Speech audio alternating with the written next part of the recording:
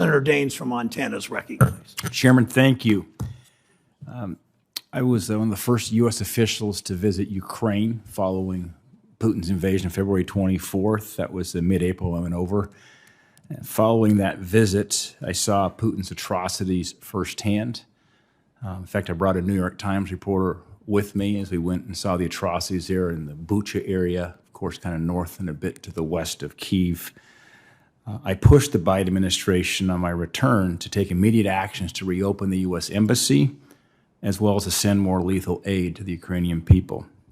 On Sunday, The Guardian reported that Ukraine is lobbying the UN General Assembly to adopt a resolution to establish a mechanism that could lead to the seizure of as much as $300 billion of Russian state assets overseas. As the war raged on and Russia's actions became more brutal and barbaric, I then urged Treasury Secretary Yellen to impose tighter sanctions on Russia's financial institutions. In June, the U.S. Department of Justice stated the U.S. and its allies have frozen $30 billion. I believe the number now is closer to $39 billion of Russian elite assets and $300 billion of Russian central bank assets held overseas. Not long ago, we introduced a bill, Senate Bill 4283, that would authorize the Biden administration to confiscate these Russian assets and use these assets to offset the cost of our nation's assistance to Ukraine. I can tell you, when you talk that with the taxpayers of this country, they think that is a great idea, as we have been most generous in sending aid over to Ukraine. I think it seems prudent that we take advantage of our sanctions to the fullest and repurpose these Russian funds to help pay for the response to their invasion of Ukraine. For Mr. Adams and for Ms. Rosenberg, can either of you offer guidance on what the Biden administration plans to do with the roughly $39 billion of seized Russian assets? And by the way, it's kind of a nice balance. We authorized about $40 billion in change to support the Ukrainians. We've got about $39 billion in seized Russian assets. What's the administration do with that, and why can't we just take those dollars here and use as an offset for the aid we have sent to Ukraine? We'll start with Mr. Adams.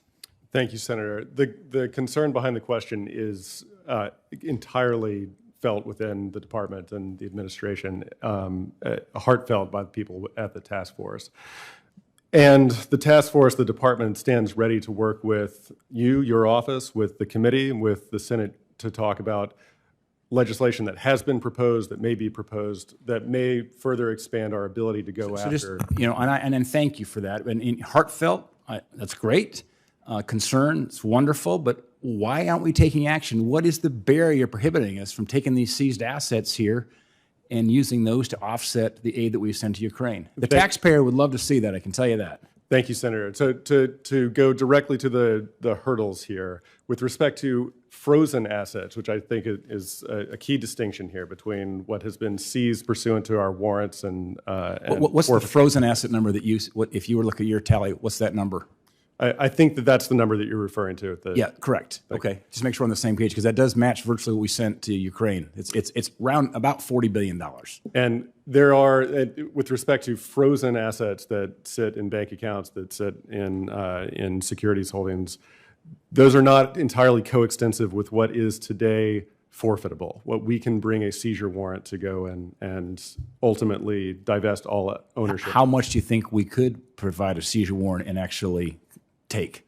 It's difficult to predict today, and it's under investigation right now. The question is, as a general matter, are the assets either traceable to the proceeds of an existing crime, involved in money laundering, or the assets of a racketeering enterprise? Thank you. Ms. Rosenberg, your thoughts? Thank you, Senator. Let me just affirm that it's certainly our common cause and interest to pursue the restitution for the Ukrainian people.